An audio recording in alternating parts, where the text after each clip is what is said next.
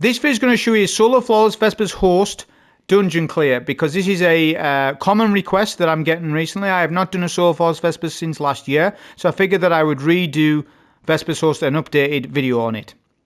So, to tell you how rare Solo Flawless Emblem Station Saviour is, only 14,568 Guardians have ever done this. When we're getting daily logins of 250k to 300k per day on Destiny 2, that puts things into perspective. Nearly 15,000 people have done it. Only 15,000. That is rare. It's rarer than any other dungeon emblem. Rarer than any other Solo Flawless dungeon emblem in the game. Harder than Warlord's Ruin. Absolutely is. Vesper's Host is the hardest Solo Flawless challenge in the game for the dungeons, for the normal dungeons. So, how do we help people get that? Well, I have a build for each section and a repeatable strategy on how to do it. So let's go into that. So this is going to be build by build. So the Brig encounter is the first phase, the first encounter. I used Karnstein armlets with a glaive for restoration. You want a restoration build on so that you can shoot panels while you're getting HP back. That is the best way to do the Brig encounter, in my opinion. DPS on the Brigs is not a problem, but I did surge switch to a Dawn Chorus build with triple solo weapon surge. How you do your surge switches is as follows, because you need to learn it. If you don't learn it, you're going to take ages at this. It will take 2 hours to do this if you don't learn the surge switch. Okay, build 1, you do a build 1 with healthy charge, healthy finisher, whatever the damn mod's called. This will allow you to stack armor charges and keep them. You then swap to your second loadout with triple solo weapon surge or whatever elemental surge you need. You then get a surge buff. Put on elemental time dilation. That will give you a 45-second timer for weapon surges. There you go. That's how weapon surges are. You need to do it. You must do it. It's mandatory. You need to learn it, and I've just showed you how to do it. So yes, Dawn Chorus. Now, the reason why we're using this build is because I'm going to use it later on, and I'll explain it more in depth when we get to that bit. Right, Raneiks. By the way, for the nuclear reactor section, we just used Karnstein armlets and a glaive. That's all we did. You don't need a build for that. Anyways, let's go on to Raneiks. Raneiks got buffed. Raneiks has been major buffed. Okay, now people were solo 1 phase and solo 2 phase, and very easily, I've solo 2 phased him. Anyways, now the situation is bad. People, Raneiks has had a huge buff because he went from 10 servitors to 6, all splash damage, ignition damage, jolt damage, all of it's nerfed. Basically, you're stuck. And single target damage doesn't work either after my testing with Raneiks. If you try and do single target damage, it doesn't work either. So you still need splash damage, although you're nerfed. This is bad. They need to rebalance the boss's HP very quickly. They've done this for Hunter Tether mains, but isn't it ironic? I have not seen one single solo Hunter clip of them using Tether on this boss. Even despite them complaining and twining since October, not one Hunter main has posted a damn YouTube clip of them using Tether on this boss. I can't believe it. Why? So basically, every Titan and Warlock are losing out because your damn tethers are now working, but they've had to nerf the boss. They've had to buff the boss because of it. They may as well go on. They may as well disable tether again and put it back to 10 servitors. It is a massive problem in the game right now for Vesper's Host. And the replayability of this dungeon will go down because I ain't doing it again. I won't be doing this again until next season at the end of it. Because the replayability is bad. DPS is too strict. Raneiks needs sorted quickly. Anyways, let's talk about the build. Everything's min-max, so you need to listen carefully. Nova Bomb, Healing Rift, Arcane Needle. Doesn't matter on your nade, but you may as well use Healing Nade. Bleak Watch at Stasis Turret. Feed the Void. Fragments was as follows, and everything's important. Facet of Awakening, Facet of Ruin, Facet of Balance, Facet of Dominance, Facet of Protection. The most important two is Dominance and Ruin. You want to increase your shatter damage, and you want to increase your... You want to jolt. So being able to jolt with Freezing Singularity, the Void Nade, yes, it's a Void and a Stasis Grenade. The Transcendence Nade is Void and Stasis. So we can buff it up with those two fragments, don't you see? It's very important that we do as much min-maxing with this as possible. Right, and we go on. Lost Signal, Risk Runner, it's best in slot for Raneiks. And you need this role in particular. You need to go and craft it. Envious Assassin and One for All. You don't need to have enhanced perks on it, but just have Envious Assassin, One for All, a Wave Frame Grenade Launcher. This is going to be the best bet for you. Either this or Parasite, But the reason why Parasite isn't as good in my eyes is because you can run Wrist Runner with this. See what I'm saying? So I recommend this GL. Go and craft it with the perk set that I've told you and explained to you. Right, now you need a class item roll, and I'm sorry, you need it. You need a Star Eater class item roll on the Warlock. It doesn't have to be Spirit of the Necrotic though, I will be honest, it can be something else. Spirit of the Necrotic's good though, it's fantastic. I'm just saying it's not required for it. So, as long as you've got a Spirit of the Star roll, you need a Spirit of the Star Nova to get good DPS. I'm sorry, you need it. Song of Flames being nerfed against Raneiks, it's rubbish. Song of Flames rubbish. Stormcore is rubbish. Winter's Wrath's probably rubbish. Neostorm might be good. I haven't tested Neostorm, that's the only thing I haven't. But Nova Bomb's going to be the one. Star Eater Novas. Right? Mods on screen. There you go. And the same thing, it's going to be a Surge switch. Notice the Surge switch. Stasis Surge. Stasis Weapon Surge. See what I'm saying? Right, there we go. Let's go to the final build, which we've already covered, but I'm going to cover it more in depth now. We are going to use this build for the Puppet Master. We're going to use Daybreak. Yes, you want Daybreak, not Song and Flame. Do not make that mistake. Healing Rift. Celestial Fire, not Incinerator Snap. Celestial Fire. Healing Grenade. Aspects, Touch of the Flame. Helion. Fragments. Ember of Solace. Ashes. Torches, and the massive one is Singeing. You must put Singeing on if you want to replicate anything that I did. You want Singeing on. It's part of my strategy. It's critical to the strat. Pairing that with a Glaive, Callous Mini Tool, and Dragon's Breath. Same thing again. Karnstein Armlets. We then Surge switch for DPS to Dawn Chorus, Triple Solar Weapon Surge, and so on. Elemental Time Dilation, and the same weapon loadout. There'll be the fragments and everything has to match it, obviously. That was the build description for every single encounter. So on with the run. So for the starting section, you want to play a game of odd one out. Find the panel that is not the one to be shot. Right? Don't try and find the ones that need to be shot. It's easier just to find out which one isn't to be shot, because there's 5 panels and 4 to be shot. Now I'm using the Karnstein build, as I mentioned and referenced at the start of the video.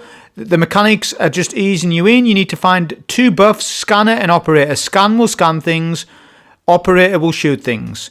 Okay, you pick up Scanner first, find the odd one panel out, then you shoot the rest of the panels. That is it. That is an easy way of doing it. You must be a madman if you try and do it the other way. Or I'll try and find all the 4 successful ones first. No. First one that's odd one out, you already know, so therefore you don't need to scan all 5. Get it? Right, that's the first section done. We're going to skip forward on. This was a Soul Force run, completely. This is the Brig encounter. So we're going to do our super here. We didn't even bother Surge switching there. You don't need to on that Brig, right? You just melt. That's fine. You can use a Rift. Look, we've just got our Rift back. See, now that's the power of Ember of Singeing. I'll talk more about Ember of Singeing at the Puppet Master DPS situation and why it's so critical to the run on how we do it. So, the Brig encounter. What you want to do is clear out your viral scanner guy. Get your scanner, pick it up. I know that you're timed. You're going to be timed. Pick the hardest room. The hardest room is left, top left. This room right here. Why? Because the dregs all need to be killed. The 2 VIPs need to be killed, and you need to get there before the timer runs out. Now, there is a way around it to not pick scanner up. Don't do that though, because it bugs out the panels if you do that. My advice is just do it as intended. The panels have been bugging out on me this week when I have tried to do the exploits where you don't pick scanner up and you kill the ads. I don't recommend it, people, because it's probably bugging out the panels. Just do as intended. It's very easy, look. Because I was able to play aggressive with the Glaive and get Restoration, Dragon's Breath deletes the VIPs. I got there no time. Good. Easy. And this is the hardest room. Do the hardest room first because you're timed on it, right? Okay, when you kill the next 2 VIP targets, you get Operator. Put Operator in that booth, not the other way around. This impacts every single room where you put buffs. Do it as I'm showing you. Right, now you need to shoot 4 panels. I like to call them as catwalk and mid. So I've got 2 in catwalk and I need to find out in mid. So I've got right and top mid. So I would call out to myself right, mid, 2 on catwalk. There you go. It depends on which ones they are on Catwalk, because there's 3 on Catwalk, isn't there? But I'm just saying that I have little mini things or routines that I do to easily remember the panels. And I suggest that you have some formula or routine yourself as well. Right, now you need to balance out your restoration whilst killing the ads when you're shooting the panels. That's what's so good about this build. Okay, we're going to drop the relic, the nuclear bomb. We're going to kill that shank there and then move on. You need to kill that shank. He will get in your way and slow you down. Next, drop the relic again. I know there's a different way of doing this, but I like to be doing it this way. There's a route on the right-hand side. I don't like it. Before you tell me there's a route on the right side, I don't like it. So you've heard it here first. I don't like it. If you like the right side route, use it then. Why? I don't get that. Why tell me an easier route, right? That you don't, you know, just you don't need to tell me. It's there. It's routine. It's in me. It's fine. Right. Drop the relic when you get in here. You are now timed, but don't worry about it. The timer is very forgiving. We'll do a surge switch. You don't need to, but you may as well. Look, we've got armor charges because of the artifact mod. The thick of it, I keep getting armor charges. Means I don't need to think about orbs as much on this build. I know that you can spam orbs and make orb builds, but I don't really need that many orbs. It's the armor charges I need, the blocks. The thick of it will instantly give you it. The artifact mod, the thick of it, gives you armor charges while being surrounded. It's perfect with a glaive. So it just means I always have armor charges. Right, surge switch back to your Karnstein armlets. It's absolutely critical that you do that. You don't want to be on a DPS build for this bit. See, the beauty of this is having restoration up for 12 seconds whilst you shoot panels, because the main mechanic is to shoot the panels. Now I'm doing the room on left. This is the order that I do it. I have read other people's descriptions of how they do it, and they have little different routines to me. Different. We're all a little bit different, but I do think this is the easiest way of doing it. You do the rooms from hardest to easiest. This, in my opinion, is the second hardest room. I leave the easiest room till last because that gives you more time to DPS the brig. Get it? You do it like this. I don't need to explain every single minute detail of everything that I do. Just look. This is how I do it. Top left, bottom left, then bottom right. That's the room combination. So this is room number 2. Kill your 2 VIPs with Dragon's Breath or Glaive. Make sure that you have a good restoration stack. Always be looking on left hand side on your restoration timer when you're playing on this build. Always look. Just check every now and then. What's my restoration timer on? Oh, I'm on 2 seconds. Get a quick stab kill. Boom. Back to 12. One of the best restoration builds in the game. One of the best. Okay, this room's a little harder on panels. Just as I say, have a formula on how you think about it. I condense it. My brain condenses this into 2 rooms. There's the big room at the back, and then there's the corner L shape. So that's how I decipher. Right. So in the L shape room, how many pounds is there to be shot? None. Okay, so it's all in the big room. For example, I'm just saying. For example, that's not the panel configuration I got. I'm just saying, have a formula of panels and familiarize yourself with it. Because if you shoot the wrong panel, you're dead. You are dead if you shoot the wrong panel. So yeah, and this is also good because look, once you get restoration, you can forget about shanks. Quick stab, boom. You don't need to do much ad clear then. Do you see what I'm saying? See how easy it is with this build? That's why I done it. That's why I done the Karnstein. Like you could do a healing grenade with Callous Mini Tool with Ember of Empyrean, right, to extend solar duration. Why? You don't need to do any of that. Just use a glaive with Karnstein armlets. And because of the glaive rework coming up, Karnstein armlets with a glaive will be even more powerful. One of the best builds in the game, hands down. And for day 1 stuff, where we don't know what we're doing, it's a good general build to put on. Okay, so make sure you kill the shanks on this bit. Dragon's Breath will kill the VIPs, but these shanks here, they're just going to slow you. You can't skip, really. You can skip this one, though, but not that one. Okay, so we're going to the next section. Remember, you've got a brig to DPS every time. Do the same thing. Surge switch every time. You should be familiar now with surge switch, and it's been out long enough. We do that now.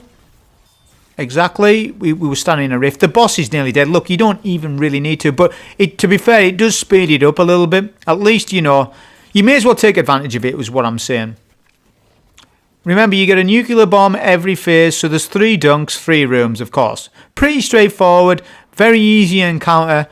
I don't see anywhere where you would die. The biggest threat on this one is dropping the relic off the map. if you drop the relic off the map, I think you have to redo your run. If you lose the relic, that's you done. I haven't tested what happens exactly when you lose the relic. Do you get another one back? I think it messes up the... Just don't drop the relic off the map. Simple thing.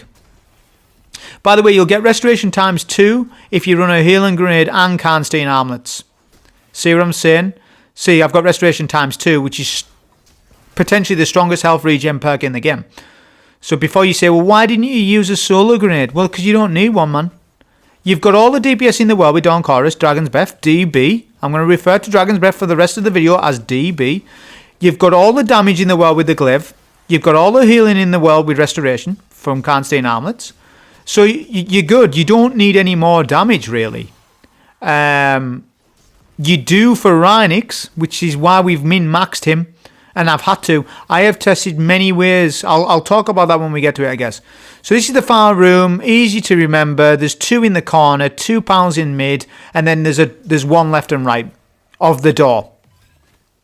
So I always think, is it right door or left, or is there any at the door? Just have a formula on these panels. I can't really teach it because you need your own formula of how you think about it. The more familiar you are with panels, the easier that this is. And I would imagine that you should be familiar with the panels. The difficulty isn't the panels, the difficulty is surviving while shooting the panels. Well, with this build, you just do 1 quick stab, boom, you're onto panel shooting. The best panel shooting build in the game, look. Right, we need to pick up Operator here. Again, just get a quick restoration as we go along, then we can just do panel shooting, never in danger, very safe, very repeatable, very easy. Obviously, I'm using Overflow Chill Clip. Chill Clip worked out very good in this, by the way. Very, very good. And I did say farm your rake angles up before next season. Glaives are going to be very, very important. And all the glaive mods that come up, rake angle will be one of the best glaives in the game. So make sure you look at your rake angle rolls. Right, this is where we get more time, see, because we've done the easy room last. This is a big boy brig. It's not a standard brig. You need to put more damage in. So I do recommend a surge switch. So drop the relic, surge switch, debuff with your GL first, then DB, then Dawn Chorus. All of that combination will just about kill your brig. Look at the rift energy that we're getting back. Look at it with Ember of Singeing. We've still got Helion. We just get it back. See how it's an infinite Helion build, basically? With Ember of Singeing. We haven't done enough DPS there. For some reason, the ignition wasn't quite right. But that's okay. We've got more than enough time. Brig dies. You do DPS at the steps. It's easy to do it like that. I'm going to throw a healing grenade as we go over. I could swap back to Karnstein's. But it didn't matter. Look. I'm at full HP. Get the final dunk. Adds despawn. Now we'll move on to the nuclear reactor bomb things. 5. I'm going to speed it up. And just follow the actions. Open the first 2 doors. Get a stab, kill with Karnstein Armlet's Glaive, and then just keep running through like this. Follow this exact pattern. You don't need to do anything different other than what's on the video. You need to kill this guy. Kill him. It's better to kill him, seriously. Just kill him. That's why we're doing that. So you come for the relic off the captain and follow the route on screen. 5 dunks. He's dunk number 1. Remember, always shut a door behind yourself. There's only 1 door you don't shut. And I'll point that out when we get to it. Remember, this is just formula. There's nothing special about this encounter. Once you know the route, you know it. That's why I've sped it up. But just follow the route on screen. There's 2. Come for a free charge. You get a power reserve buff. Go for the free charge there. Did you see it? Close the door. Open the door. There we go. We've got 2 charges now, you see. He's dunk number 3. Kill this captain, get our next dunk. We got restoration. By the way, the Karnstein Armlet build was very good on this because we can just basically get a kill and forget about all adds and run past them because we've got restoration. See what I'm saying? So we don't even need to rely on a healing grenade. We've got that as a backup. I'll kill these dregs here because they can wipe you. Don't shut that door right there. The door just before, don't shut it. You don't need it. You've got enough power charges.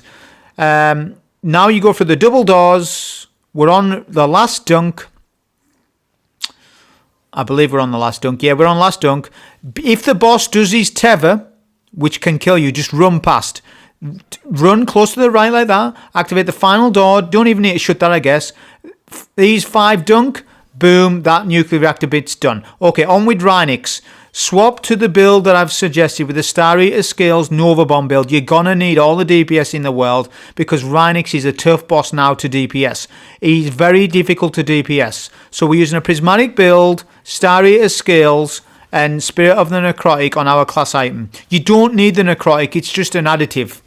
It does do the poison damage and it will spread on Raneiks. So it is kind of nice, I must admit. But it's not mandatory. What is mandatory is Star Eater Scales. And I think Nova Bomb's the way to go. You could argue Needle Storm, but I haven't tested Needle Storm with Star Eater Scales on this boss particular. Let's go over the mechanics. Go pick up the operator buff, put it in the booth, then do a Devour Chain kill on all the ads and stack up Feast of Light times 6. I've got Arc Siphon on. And Curative Orbs on the artifact. So look, we're a Feast of Light times 6 now. Now what you do is just DPS your Machine Priest. Like so, with Devour Chain Killing. You don't need to do anything. Just make sure your Devour Chain Killing is going on the left-hand side. I know there's a lot of buffs going on, so it's hard to tell sometimes, but you should know if you're getting health back on kills. Kill your Machine Priest, then pre-charge a turret. This is very good. I'm also going to pop a Transcendence. Do that as well on phase 1. This is phase 1 of 2 of 1 because you're coming in here in a second time. You're going to get a Transcendence back. You need Transcendence for DPS. Definitely need it because you get that 5% buff and you get a debuff. You get a debuff because of Facet of Dominance, people, and your debuff is so important because of how hard Raneiks is. So look, we kill all the Exploded Shanks very easily. Sniper spawns up. Still got Transcendence. Wrist Runner makes short work of all the ads. It's best in slot for this fight. Best weapon to use for this fight in terms of primary ammo. Then we do our dunk. So this is the mechanic. You dunk on the boss. If you do L1 plus fire your weapon at the same time, it's a bug and it instantly breaks. But I don't always do that. Take note of your numbers on a piece of paper or use your text chat. I just use a piece of paper. Whatever you want, but take note of those numbers. Because if you don't get the right numbers, you will wipe and have to do it again. I'm sure you know the mechanics. It's DPS that you're more interested in. It's the combatant section that you're interested in. So we've got our first 2 numbers. Then it's rinse and repeat. We've got Feast of Light times 6. Okay, we've got everything that we need. By the way, it's Envious Arsenal. Now, Envious Arsenal is working twice. You can stack it twice. The problem is, if you surge switch, you lose your second stack of Envious Arsenal. In other words, you'll only get 14 shots rather than 21. This is bad. But when you have to surge switch, you need Stasis Weapon Surge. So in other words, you're only going to have 14 shots. Don't worry about it. It's bugged with when you... there's something going on where if you surge switch, you lose part of your Envious stack. I hope it makes sense. If not, ask me the question about it and I'll tell you about it again. Alright, so that's understood. Now we just kill our second Machine Priest. You can pop Hail and Rift. You can use Phoenix Dive instead. It doesn't really matter. It doesn't matter. It's up to personal playstyle, honestly. It really is. Get a turret pre-charged. No Transcendence pop. Do not pop Transcendence. You can use one of your melees, but only 1 or 2 of them, not all of them. Well, I suppose you could use them all. When you pop Transcendence, you'll get them back, won't you? So it's fine. Make sure you got a Devour Kill Chain. If for whatever reason you run out of it, be aware. These Shanks will one-shot you. That's why I've got Solar Resist on. Solar Resist will help you to not die to Shanks. These Shanks are special. They're not regular Shanks. Okay, so be very careful. They're not like a regular Shank. They will kill you quick. The Exploder ones. Right, same thing. Kill a Sniper. Pick up the Viral Suppressor.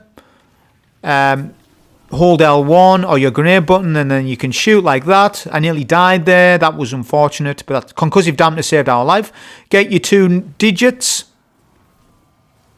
So I'm looking for my digits now. Once we get our 4, so it's 4 and 6, for example, in that example. Be familiar with the panels at the back of the map.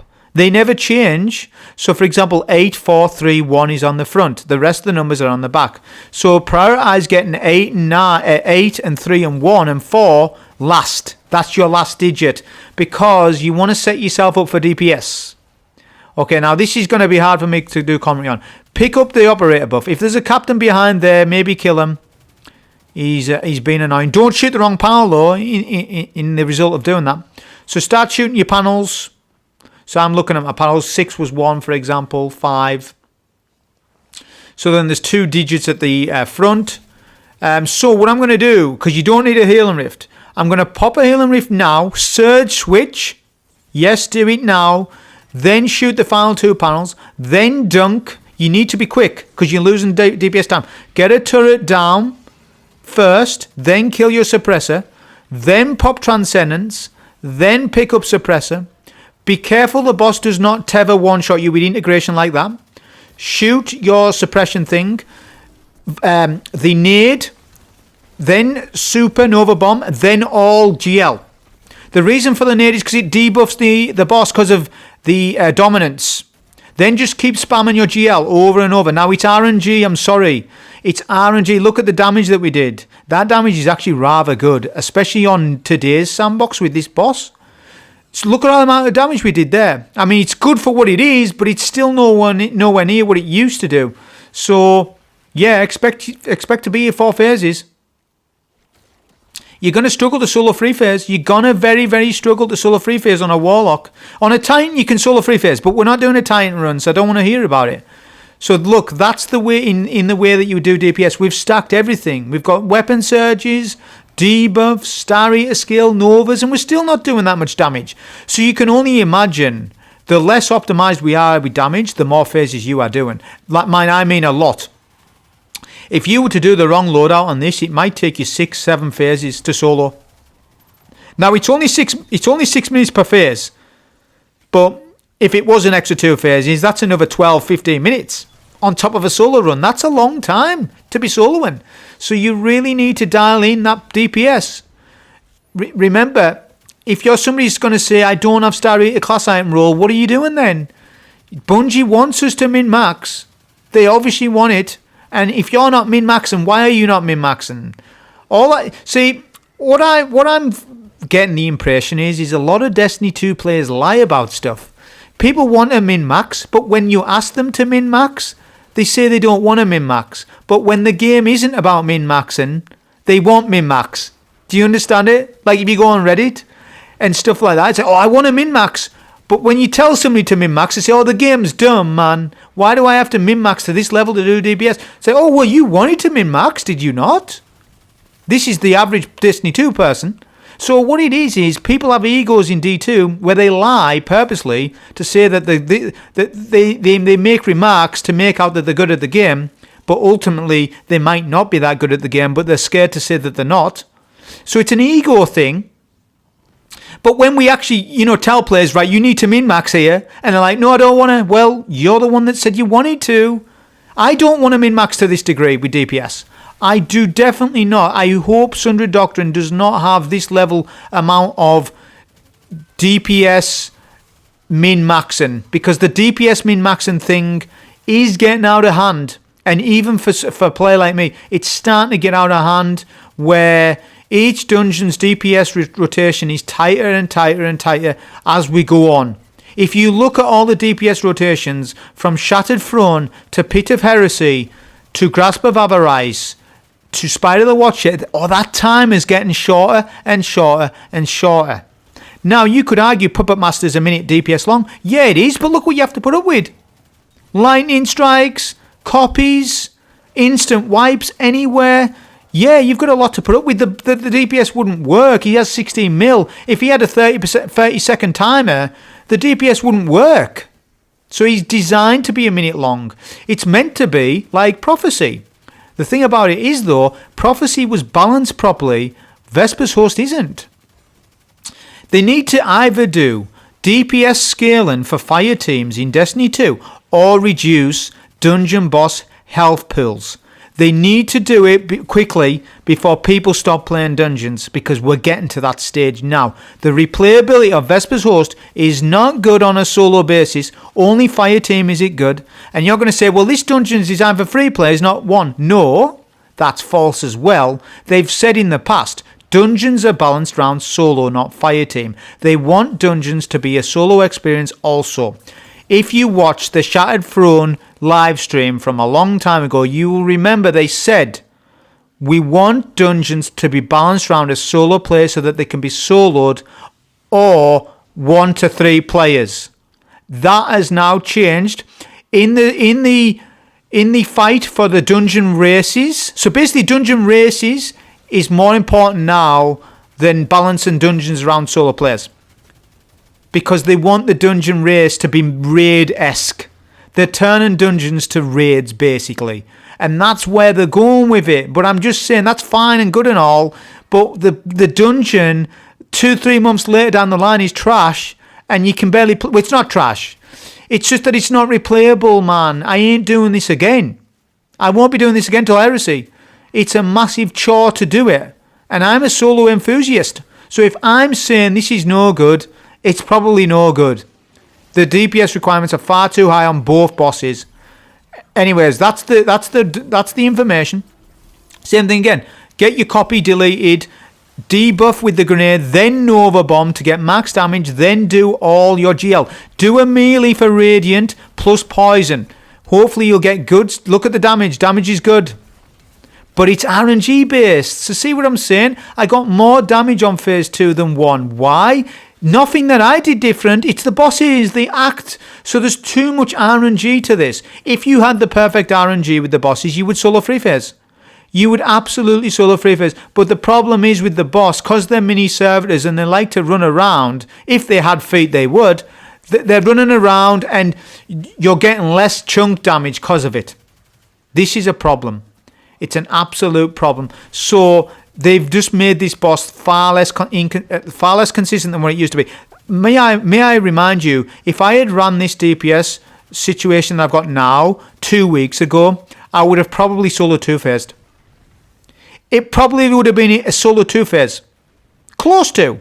Maybe solo 3. Let's say solo 3 phase. Let's play devil's advocate. It would be solo 3 phase. Easy solo 3 phase. Not a hard solo 3 phase. Easy. It would be a solo 2 phase with a mini phase on the end. Nowadays, no. So you really have to min-max. So, I'm sorry, I tried Song of Flame builds on this boss. I tried all DPS rotations you can imagine. I tried Choir of One, it doesn't work. I tried bait and switch GLs, it doesn't work. I tried rockets, it doesn't work. Only one rocket launcher works, and that is the truth. Not the truth as in the truth, but the rocket launcher called the truth. Yes, it is a DPS monster now. I think people are sleeping on that and not realising truth is fantastic. Make sure you infuse it to 2010. Make sure you get it infused. Truth is fantastic. That is no lie. No lie at all. Which that is a DPS consideration. The reason why I didn't do Truth is because I like Wrist Runner's consistency and I like running the Stasis Waveframe GL with One for All Envious. Okay, I just like that combination for this boss. I could have ran Truth, and put something else on, yes. But I found Truth to be unreliable as well a little bit. I did do some DPS rotations with Truth. It was either fantastic or not that good or average. So I was like, this isn't consistent enough. It can either be really good or not that good. Because of the bosses, it's not the gun. It's not the guns we're using. It's the bosses. It's the servitors. They're so annoying with the terms of spreading out. If they spread out, if you get a bad spread, your DPS is screwed. You've basically lost 10-20% of your damage just because of the boss, because of RNG. Do you think that's good? Do you think having RNG elements to DPS is a good thing? I think it's an absolute atrocious thing. The replayability of it goes down. I really think that we need to get back to some more structured DPS windows on dungeon bosses, like what we used to have. I need a big timer saying when DPS starts and when it ends. I don't want to hear about Raneiks has got Unity or the Vex Milk has begun and then your timer starts then. No, I want DPS start now, 30-second timer countdown. Whatever the timer is, they need to clean up UI DPS timers for certain dungeon bosses. We don't want them themed. Why would you theme a DPS timer by saying Raneiks has lost Unity? What the fuck does that mean? Please, we want DPS start now, DPS end now. That is it, with a timer. Simplify it so that we all are fully understanding on what the DPS time window is for each and every dungeon boss that there is. They can apply that to raids as well. But I think with raids, mechanically speaking, raids are more structured in how we DPS. You got mechanic, combatant, mechanic, DPS. And it's clear when you DPS. For example, it's clear when you DPS Oryx in King's Fall. It's absolutely clear how long that lasts. There's no grey area, really. When his chest opens up, that's it, DPS. There's many other fights. It's as simple as that. We need clean up on UI. They've just cleaned the UI up. I'm saying they need to clean it up again. It's not good enough. Because not only that, it's still 4 lines of text on the left-hand side. I know that the buffs for certain guns are above your super bar, but it's still not good enough. I don't know how they can do it. I don't know how. They need to rework the UI again, basically, for D2 Frontiers. Or they need to make it better. How they do it, I don't know. It needs to happen. They probably won't happen. I'm just saying it needs to be cleaned up. So, we are on we've got the boss less than half HP. So we've got some good DPS rotations there. Good 2 DPS rotations with favourable RNG. We even used Hail of the Storm, by the way, because Hail of the Storm will work with any stasis damage at all, including a Freeze and Singularity Transcendence Warlock Grenade, which is stasis and void. So that will be buffed by Dominance for debuff, and it will be buffed by Facet of Ruin. Do we all understand that? So when I've complained to people and said, look, buffs, debuffs, you need to spec for a buff and a debuff. And if you don't spec for a buff and a debuff, you are not powerful in D2. That is absolutely true. If I didn't run any buffs or debuffs in this, if I did not surge switch, this would be like a 7 phase. It will be a solo 7 phase because I haven't done any surge switches. And I'm saying the game shouldn't be like that. It should be balanced around you. Just get rid of surges on the boots. I just think just get rid of them. They're just another problem because they're balancing the game around that with a timer on your surges. So therefore you do the cheese with the surge switch. So they either need to nerf the HP pools of all bosses or do that. Or rework the way surges work on boots. Because you have to look at the damage. Damage was pretty good, I think, on that. So you have to make a decision. We're speeding up the footage here because you know what's going on now. You've seen 3 phases already. So you need to make a decision between, do I do a grenade kickstart build or a surge build? Well, in DPS circumstances, you have to run surges. You can't run a grenade kickstart build. What I'm saying is, why can't we run like a hybrid surge build stroke grenade kickstart one or melee kickstart or whatever it might be, or special finisher? The way the armor charge system isn't favourable for surges, it also needs a little bit of a rework, because here's why. In equipment locked activities, you can't surge swap. In GMs, you can't, but in dungeons, you can. Why? Why is it one for one and not for the other? Makes no sense. It's like they're making up Bungie's making up their own mini rules that they must not do and cannot do. Who the hell's advocating for that? Oh, GMs must be equipment locked. Oh, dungeons can't be equipment locked. Well, they can't because they're too different. All the encounters require different loadouts. That's why they can't be equipment locked. Yeah, sure, that's fine. But then you've got this surge switch problem that's been in the game now since Lightfall and hasn't been addressed. So that means you've got to play this game in the way that I'm presenting to you here, with a min-max way. Any build that you suggest to me, Microcosm, Aegis Scepter, all of it's rubbish. You need to do and play it how they want. Isn't it absurd with the amount of exotic weapons that we've got and we can't play how we really want to because the meta is really strict for this, and it really is. I have never experienced this boss fight. This is one of the worst DPS experiences I've had for Destiny 2. I can't believe how bad it is. And it's all because of the damn tether. Just disable tether again. We'll go back to 10 servitors. That would be probably better, because it's just making the dungeon unplayable. So what would you rather have? Let hunters tether or make the dungeon unplayable? Basically, as a solo experience. Which one choose? Ain't no hunters tethering them anyways. Ain't no hunter's not even that good for so far as Vespers anyways. So, you know, that's where we are with the game.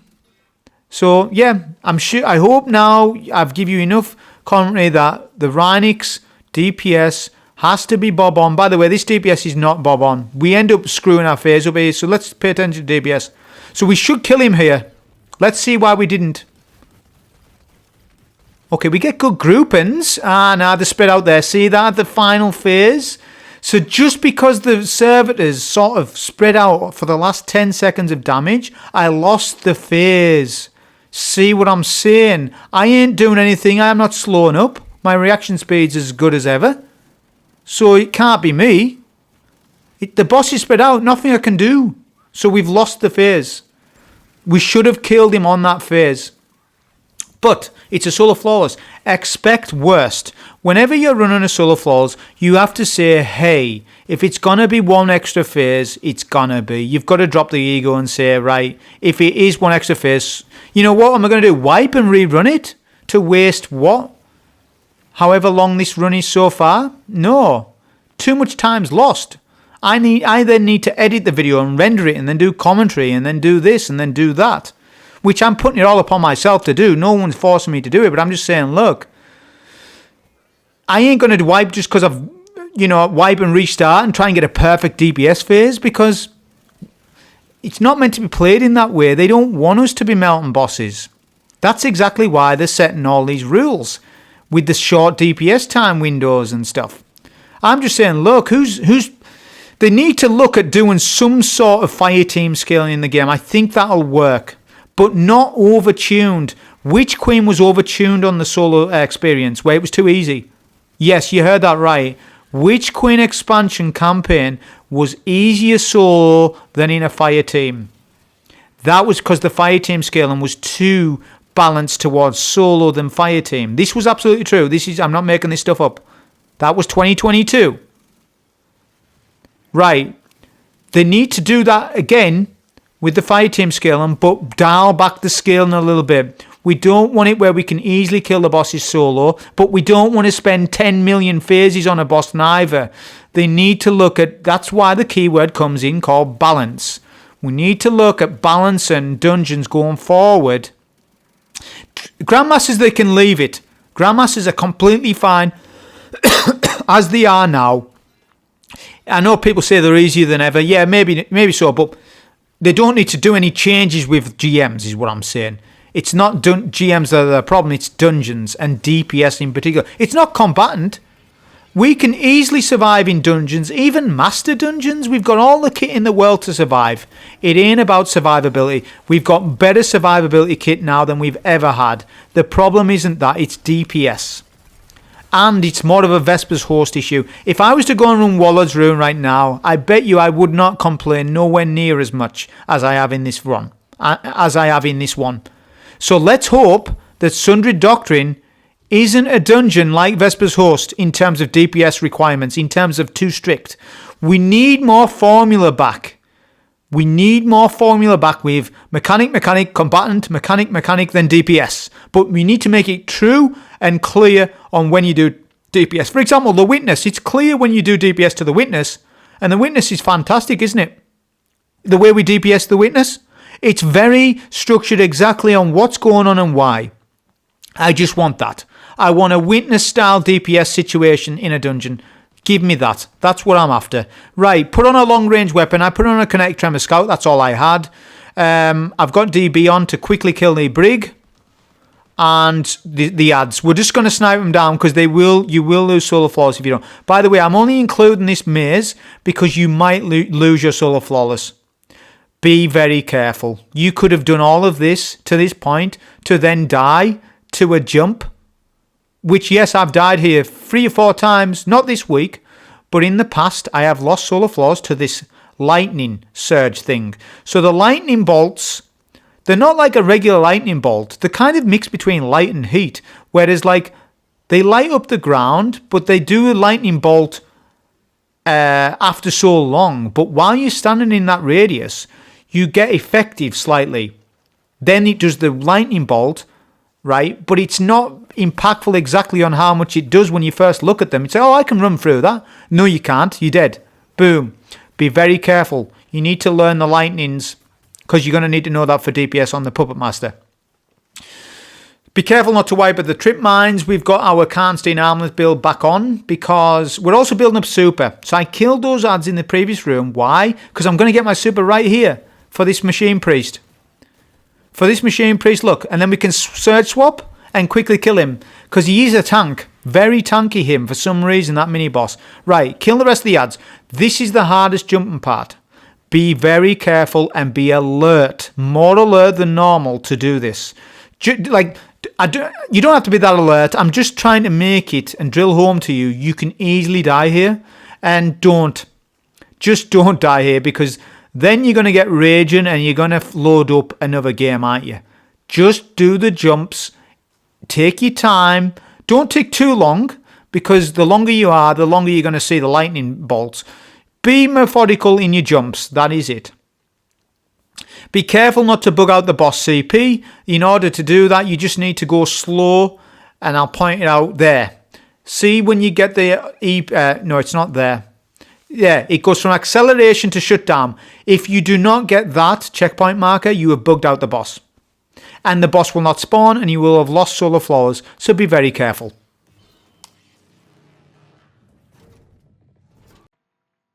So now for the Puppet Master. You'll be pleasantly pleased to know that the Puppet Master is now a lot easier than what it used to be. Why? Because of the super recharge buff that we got late last year.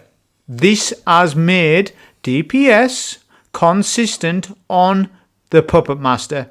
And it will be more consistent on a whole host of builds. But obviously today I'm showcasing Warlock. So we need to first get restoration from one or two of the ads, then loop round to top mid, get the suppression buff as soon as possible. Then we're going to do our suppression, like from the Raneiks boss fight. Make a clone, then kill your two puppet clones. So I thought that I'd maybe not took the shield down there for some reason. But that's fine, we've took them out. But the point of it is, make sure you kill them with your glaive. You'll get that restoration. Well, you get it to 12 seconds anyways, but you do get more restoration per kill on a mini boss generally.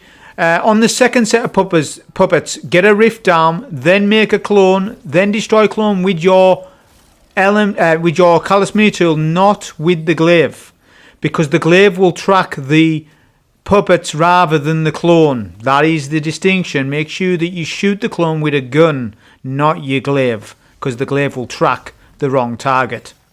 Okay, then you need to pick up scanner, and obviously we need to decipher which number. It's 3. So there's 4 pillars in mid. On the inside of the pillars, there's numbers. You find which number it is, it's 3. So we need to shoot 4 panels of 3. This is a lot easier than the panels at Raneiks in my eyes. To be honest, it's actually a lot easier shooting the panels, I think, than at Raneiks. Don't know, that's just what I think, but I mean, they're both the same. Once you know, you know. But I'm just saying, you know, it's not too bad in this room, because the survivability on this build is that good. I could literally just do this. I could watch another TV show while doing this. That's how strong this build is. The only concentration is when we go downstairs and DPS. Right, when we go downstairs, we want to follow the red lights, get one restoration kill off one of the ads, just one. Don't hang around. When you get to radiation times 10, which we nearly did, you wipe. Remember that. So you can't hang around. Okay, do not. Always be mobile. That is the best tip. Right, so when you come into the whichever room it is, there's 2 rooms. The room that I'm in, the blue room we'll call it, is easier than the light room because there's more cover. So we're on the easier side here. Now it's RNG which side of the room you get. Now, obviously, pick up your operator, but plan your route. I'm thinking right now, because I was sort of like, I hadn't done this in a while. All right. I'm going to shoot that final column there, that final panel, which there are 4, which you can shoot them in order, then in any order. Then dunk your operator, pick up scanner. Remember where scanner was. More than likely it's the opposite side of the room. Then go around scanning the copies. Once you get the confirmation, right, maybe pop a healing grenade if you're going to get weak like that, and make sure you get the kill with the glaive for restoration. And as you kill, you should be radiation times 4 times 5, maybe times 6 at worst. Pick up the orb, pick up the battery, and dunk it as soon as possible. If you want to drop the battery in the safe room, you can. Say you get to times 8, and you get in here, drop the orb. Then wait for radiation to get down to 4, 5, 2, whatever. Then go and dunk the battery. Because the purge, you have a lot of time. You have 45 seconds, I think. You have 45 seconds to scan all copies and dunk the battery. You get more time than what you would like to believe. It's just because it feels pressureful because you're maybe 45 minutes into a Soul Flawless and you think, oh man, this is tough. And it can be. RNG can go against you. You could scan 3 copies and the 4th one could be the right one. And you could get sniped by the boss, run out of a healing grenade, and you could die. So you have to be aware, very aware. Now, we have sacrificed our scanner. I always sacrifice the scanner to go and pick it back up, look. And then loop round. Never back on yourself. Golden tip. Use the map. Look, you can go around like a track. Like a car track. You can go around and that way they'll never get you. Never double back on yourself. That is the golden tip. Never double back on yourself because the radiation will kill you when you do that. Especially when you need to go and get another scanner buff, which you'll need to keep doing that every time. Because in my opinion, it's worth to sacrifice the scanner. Because when you go into the safe room, any buff on you is lost and you need to get that buff again. And it would be the same for operator, whatever. But in our case, it's scanner's the last buff that you would have. So you will always lose scanner. It's totally worth to lose scanner because you can safely get it at any other time later on. Just remember to not double back on yourself when you're up against the puppets. When you're going to get scanner in the spare room. That is your golden tip. Right, you need to plan your route as well. So I'm thinking, right, I'm going to deposit right and then pick up scanner left. I need to think about that. I also need to think about the puppets and the locations. Look, I'm getting... They lock you in. See what I'm saying? I'm times 7 because they locked me in there. That little cubby. There's a way of jumping out to the right side of the boxes like this. Do that. See, that's where you'll get your wipes. Now look, he becomes correct. We guard with the glaive and chill clip melts him. So that was good. But chill clip wasn't mandatory. But all I would say is a chill clip glaive worked very well in this. But... so would a swashbuckler glaive, so would a vorpal glaive, so would many glaives. It's not just one fits all, but I think a chill clip glaive will be favourable to people because people like chill clip, don't they? Right, let's talk DPS now. I need to be precise with commentary here. So we'll get some kills here to build up some kill counts for ammo. I'll talk about that as we go on after DPS. You can do that as you go past. Right, armor charges. Check that you have 3 armor charges left hand side. Prep yourself. Make sure that all your guns are reloaded. And back up into the doors.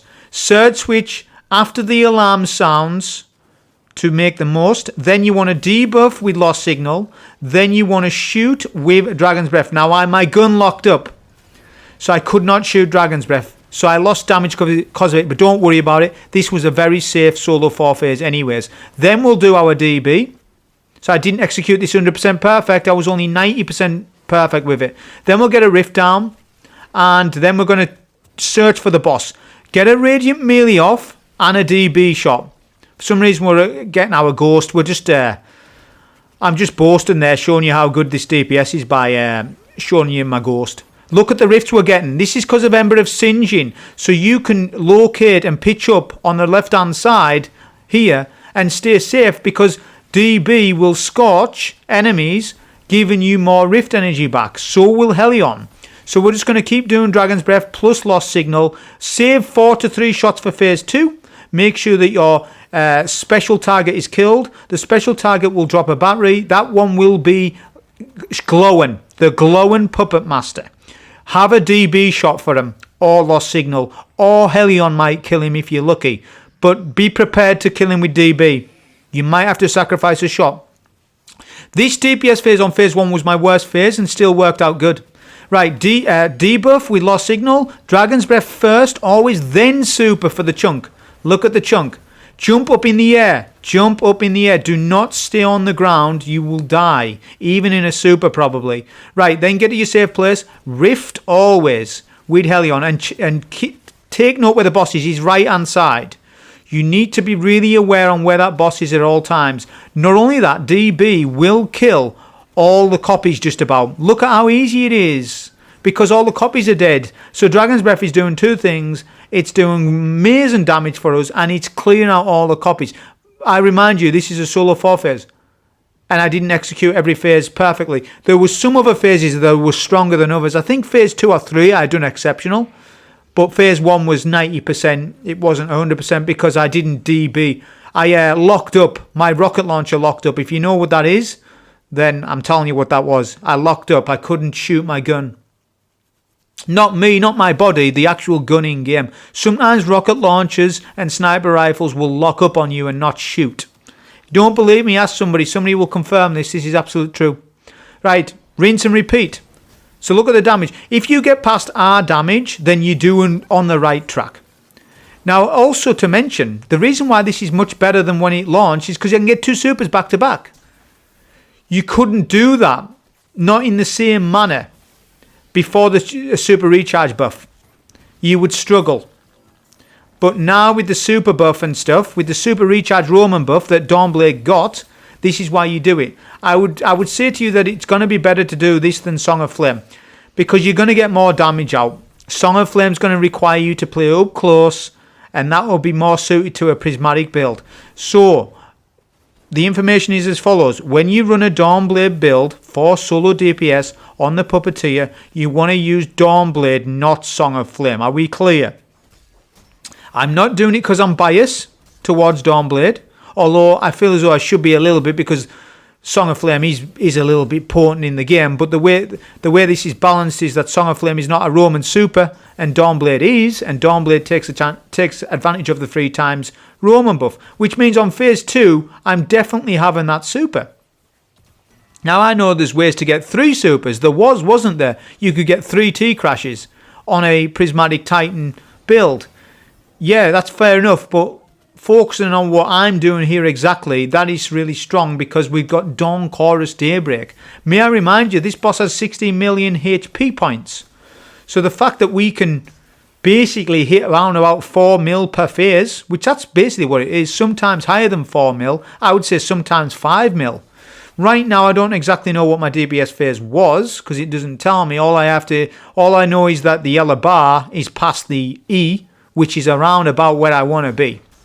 So it's probably about 4 mil that I hit there. Maybe slightly less because that damage phase wasn't perfect. Why? Because I did not DB before super, and that is critical that I do that. Also, time your Radiant melees. That's why we got Celestial Fire on. That's why we got Celestial Fire. Right. Shoot the 3 panels and save the 4th panel closest to the booth that you will deposit. Look. 4th. There you go. Use your common sense. It ain't always the same panel we shoot. It depends on where we need to deposit. Now, there's a way to control your deposits a little bit better than this, but I don't recommend that you do it. I'm not even going to tell you. There is a way to basically have Suppressor not be here as a buff. If you do that, you may bug out the dungeon. It's happened to me. So I'm not even going to talk any more about it. I'm just going to advise you don't do it. Learn the map. That is better advice. Learn the map. Chances are you deposit operator scanner left and then you get operator right. Sometimes scanner or operator might be above you. So you just need to learn the map. And I don't think it takes that much learning. Now, we were critical there. That's why we have the healing grenade on. Before somebody says, well, why don't you use a damage style grenade since you've got can't stay in armlets, you've got restoration? Well, no, because there's still those moments where you may need to use a healing grenade. Vesper's Host is a very long endurance dungeon contest. Not that it's on contest mode. I'm saying it's an endurance contest. That's what this dungeon is. So it still doesn't make sense to run a damage style grenade. You still want to use a healing grenade as a plan B, as an absolute plan B, because those moments may arise. Even though my build with Helion, I've got an infinite Helion build, which means I keep getting my rift back because of Ember's Singeing. Dragon's Breath will give me my rift back. Any weapon that scorches allows you to keep rifting back to back. This is very critical for the way that we do DPS. This eliminates RNG at the Puppet Master. I can essentially replicate this DPS 9 times out of every 10 because of how consistent it is. I get rifts back to back. Don't you see why it's so good? Stag can also do this, but Stag's not as good as this in my eyes because I get a Helion rift. And I've got Dawn Chorus on with that scorches more, and it enhances my Dawnblade, and it enhances my Dragon's Breath. So this is better than Stag. This is better than the Stag build on the DPS. Now, there's 3 locations you can do DPS. There's the oil tanker, there's the scaffolding, or there's the back left where I stand. The oil rig is only for Weller Radiance only. You cannot use anything else. You will probably die in a healing rift. It's no good. The scaffolding is good, but it's difficult to pull it off. So the best place to stand is at the back of the left map. If you're not going to pitch up anywhere, you need to do a prismatic build where you kill all the targets with Lightning Surge. I don't recommend that because I think it's far less consistent than the build that I'm showing you. Hell, if I was to hit perfect numbers, maybe I could solo free phase. Maybe if I put Mountaintop on with Recombination or a Frenzy Mountaintop, maybe I could solo free phase. Maybe, but you may get flinched a lot with Mountaintop. That's the thing. If you miss any Mountaintop shots at all, which is very easy to do, you're going to lose so much damage because of it. So you need to be perfect because you're going to get flinched. Don't we understand how harsh flinch is in the game, especially if there's 6 copies shooting at you? There's a high chance you may miss your Mountaintop, your recombo Mountaintop. Now, you could use a sniper, but a sniper hasn't got debuff, has it? So, you're limited to GLs. You've got to pick Lost Signal or Mountaintop. Those are your 2 options for special slot. I went with Lost Signal because of its consistency, even though I know that Mountaintop would do more damage if I was perfect with shots. But I ultimately went with Lost Signal, and I think I'm happy enough with how it went. A 35-minute fight on this is actually really good for me. That's decent. I'm happy enough with that. It wasn't long. I didn't feel like I was in here ages like on my first solo floors clear. Do you know what I'm saying? So this is how you execute DPS a bit better. Look, we debuff, DB, then super, then back to the back of the map. Save your healing grenade. You don't have to use it. Just use it when you may need it. The bosses went left, DB shot, reload. It takes 2 DB shots to get your rift back, just about, when you combine that with...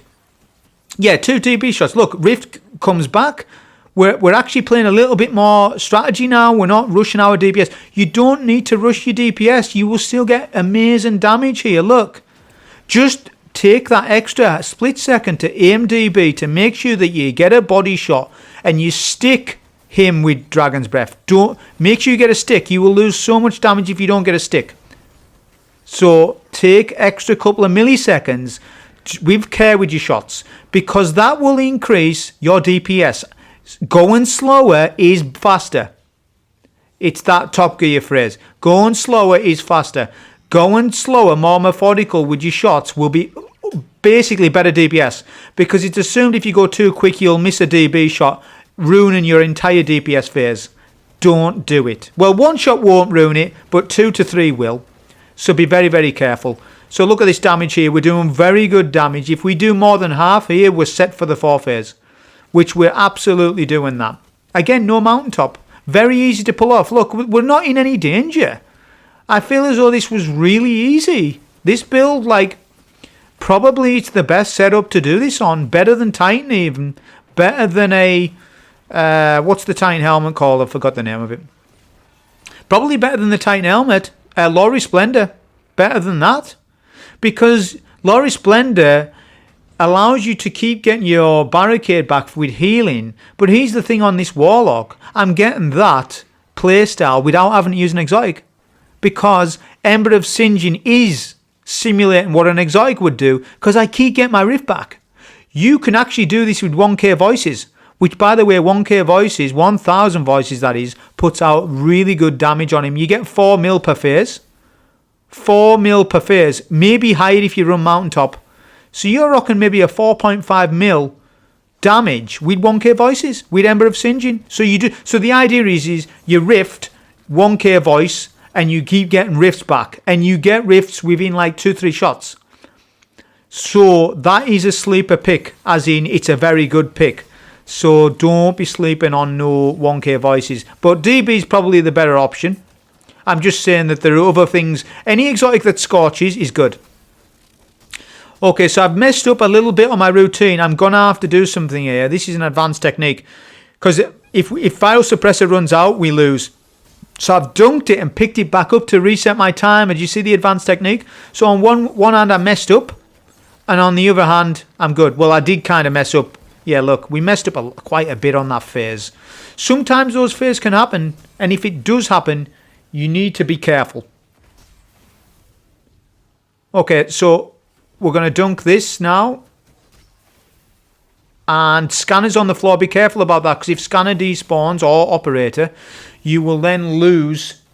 You will then lose it, and you'll have to refarm up puppet kills. You'll need to go and pick up you'll have to pick up suppression again and do it. So be careful of that. They do run out the buffs when they're sitting on the floor. The goal is to not rift, because you will kill. Only rift at the last second when you're killing puppets. Don't rely on your rift, because Helion will kill an unintentional target. The target that you didn't mean to, is what I'm trying to say.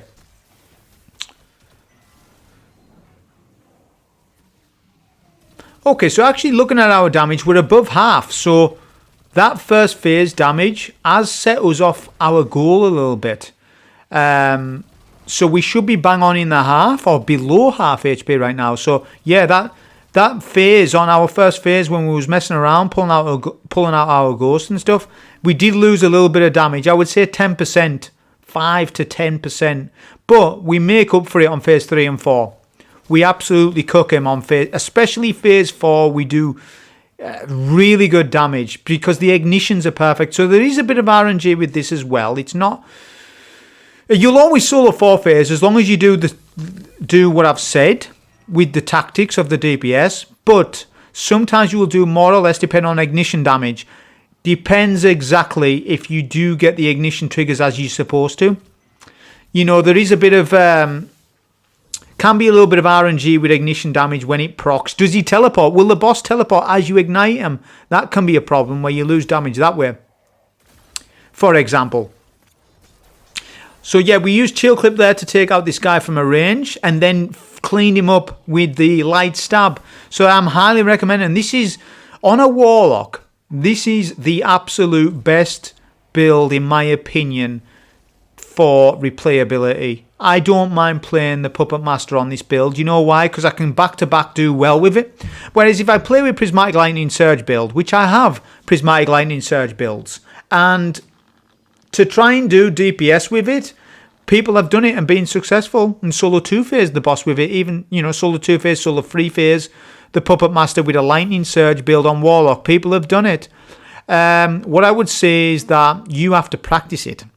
You would need probably 5 to 10 hours of practice of just DPS and with Lightning Surge to pull off a solo 2 phase. So, are you wanting to do that? You need 5 to, I'm not joking, I'm not ever exaggerating. You need 10 hours of practice, whereas somebody just wants to get on and get the emblem, right? Well, if you just want to get on and get the emblem, you don't need a lot of practice with what I'm showing you today. What you need is Karnstein armlets, a good glaive of your choice. It doesn't have to be Chill Clip. You need Dragon's Breath, which we all have. You need Lost Signal, which is a very easy weapon to obtain. It's craftable as well. Any SMG you want. It doesn't even have to be an SMG. I barely use my SMG. You could use any primary you want, just to shoot panels. It can be an auto rifle. It could be an hand cannon if you want it. Doesn't matter. So the energy doesn't matter. The primary, that is. The only Lost Signal and Dragon's Breath. Dawn Chorus, you need that. And that is it. A new light could do this. Just bought the game. They could follow this within, you know, it depends on how good they are. But we've not a lot of time needed to practice. They could do this. As long as they've watched the entire run and they know how to do DPS. And they know the rules of, you know, never double back on yourself when you've got a radiation buff. Always move forward. Always move forward. Okay, so I think we get bad luck. Look at our HP. So we're going to pop a healing rift because I can foresee me. I have not got a healing grenade.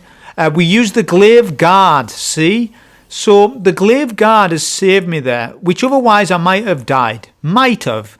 I mean, there's ways and means around it, but I was close to death there. I was probably 10-20% away from dying. In combination of the healing rift and the glaive guard stopped my shields from being broken and allowed me to safely kill my copy, pick up the battery and save the phase.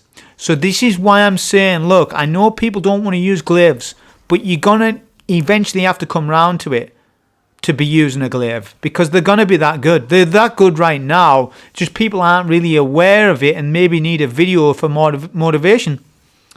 Whether I've got time to make a glaive video, I might not, but I like to focus more on the solo stuff if I'm being honest. So he's DPS. I did not reload DB, but it didn't cost me DPS.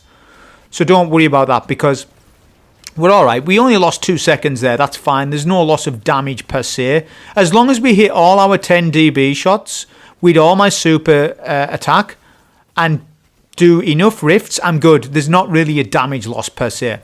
Okay, so rift, radiant melee. Always do it afterwards. So don't do radiant before you super. Do it after. Because you want radiant up when you're not supering. Get it? That's better to do it like that. Also, hopefully you get another radiant melee back because here's the thing. Dawn Chorus gives you your melee back as well because you're scorching. So not only am I getting healing rifts with Helion, I'm getting more radiant celestial fires. This is why we run celestial fire rather than incinerator snap. Don't get it confused with what you do with the incinerator snap and celestial fire. Celestial fire is long range solo build. Incinerator snap is for more CQC stuff. And you need the distinction between the two. Not one is better than the other. It depends on what build you're using. For example, the Sunbracer build is better with Incinerator Snap, for example. Whereas I think Dawn Chorus works much better with Celestial Fire because you can get Radiant from a range before you pop super. I just think that's better. That's what I like. So second super, here, look at the damage chunk we're doing. If we can get to near C damage, we're in 4-phase territory, which it was. So we do our second super. We've got 3 DB shots left. The boss is right. We need to get our radiant melee off, and we need to do a healing grenade there because we were getting a lot. We're getting a lot of fire. We'll just do our DB shots. We'll do our second one to be honest, because I knew the boss was going to. Yeah, we get it. I think we get a bit of chunk damage just before the damage ends, which was good. So we're down to C damage. Okay. So we are within 4-phase territory. At the time of doing the run, I was thinking, you know what's going to happen? The boss is going to be left with 2% HP, and I'm going to have to do another phase. That's what I was expecting. Always expect the worst. But what ended up happening on the run wasn't the case. I comfortably killed him on the final phase. We're speeding up the footage from here because you've seen each phase back to back. You've seen my routine. My routine is never different, really. Only if I mess up, which I didn't. As in, if I mess up with the decoy, if I mess up with the puppets, there's ways and means, there's fail-safe plans to each manoeuvre. Nothing's wasted in this. Like when we're shooting panels, do a quick jab to an ad, get a 12-second restoration, then focus panels. You know, maybe you get down to 3-second restoration, go and refresh it quickly because there's a quick ad to kill. There's a quick ad to get your restoration fast. Boom, you're back to shooting panels. Before you know it, you've done this phase quick. You know, it's really quick. The only difficulty, like I said, with the run mainly, probably not even DPS anymore, because I've just showcased you a repeatable strat that doesn't rely on anything really. There's not that much RNG to it. Only ignition damage is RNG, mainly. But other than that, it's repeatable because of Ember of Singeing. So the hardest part is the decoys. Is getting your decoy and scanning him and killing him. The glaive makes that more consistent though as well, because at any moment you can put a guard up and it recharges on its own. The shield will recharge on its own. You don't need to do damage with the glaive. If your reticle's full, the smiley face is full, you can guard with it. And chances are you are, because you don't need to guard with it 100% of the time. You only need to guard with it when you need to. This makes everything more consistent. I could have done like a hand cannon or callous mini tool with Ember of Empyrean and a restoration chain kill. That's nowhere near as good as this. It's laughable how much better this is than that. Than an Ember of Empyrean build. You know what an Ember of Empyrean build is, don't you? It's a Restoration Chain Kill build. Well, you don't need to do that. What you can do is play aggressive with your fragments and have Karnstein Armlets as your restoration. That saves up on vital aspects and fragments. Therefore, we are now double dipping into the Hellion Heal and Rift build whilst still having restoration. Do you see how this is working? It's a variation of a general generic solar build, but with the fact that we can take advantage more of Hellion, and the Ember of Singeing allows us to rift back to back. You need 2 rifts per phase, basically. The DPS phase for the Puppet Master is broken into 2 phases. So for phase 1 you need 2 rifts, and for phase 2 you need about 1 to 2 rifts. You can get away with 1, but you generally need 2, I think. So we're on the final phase here, which I'm going to put the footage back to original speed now to finish it off. So we do our surge switch. This DPS was pretty much bang on. Debuff, DB shot in the air, then pop super immediately. Do our super. Just keep doing it while you're in the air. Look at my damage. Look at my health. I haven't took any damage. Then we jump to our original place. Heal and Rift right away. Then another lost signal and a Radiant melee. Wait for teleport. He went left. That's fine. I took the extra couple of seconds to confirm which side he went rather than spamming Dragon's Breath. Because 1 shot wasted is a lot of damage lost. We get another Heal and Rift. Get another DB shot down. Then a bit more lost signal. Boss spawns in his copies, which I'm not dealing with them yet. I'll do another Radiant melee. And then we'll do a DB shot in mid just to confirm kill on the copy. I wouldn't rely just on lost signal to kill your copy. But we're doing extra damage because I'm seeing the damage that I'm doing. I'm seeing that I'm in the territory to kill him right now. I get a lucky brick and I go for it on this run. May as well, just in case I need it. But I don't think I did need it. We'll soon see. I don't know how many shots I fired. We're going to pop a rift in advance so that we got Hellion to do extra damage because we'll get our rift back when we super. Watch this. So we'll do our Radiant melee. We'll do a Radiant melee first because we want to front load our damage now. We're trying to front load it as much as possible rather than delaying the Celestial Fire. Do our super. Boss is very weak. Go back to our original location. Get a rift down. We are well within to kill him now. But yeah, that was a solo flawless for this. Very, very easy, the Puppet Master, but Raneiks wasn't. Raneiks was the one that was difficult in this for me, really, DPS-wise, because of the changes to him. Hope you enjoy. Thank you.